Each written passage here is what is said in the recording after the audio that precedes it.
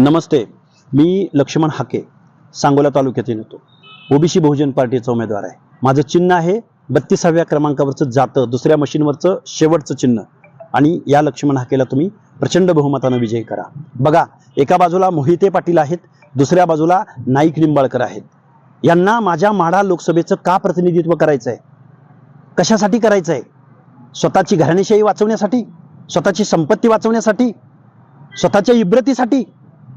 पण लक्ष्मण हाकेला या माढा लोकसभेचं प्रतिनिधित्व करायचं आहे. भटक्या विमुक्त जाती जमाती, ओबीसी, गावगाड्यातल्या 18 पगड जातींचं, दीनदलितांचं, गोरगरिबांचं एक मजबूत राजकारण.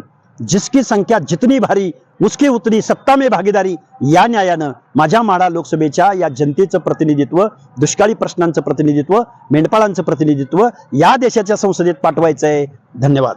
नमस्ते, मी लक्ष्मण हाके, सांगोला तालुक्यात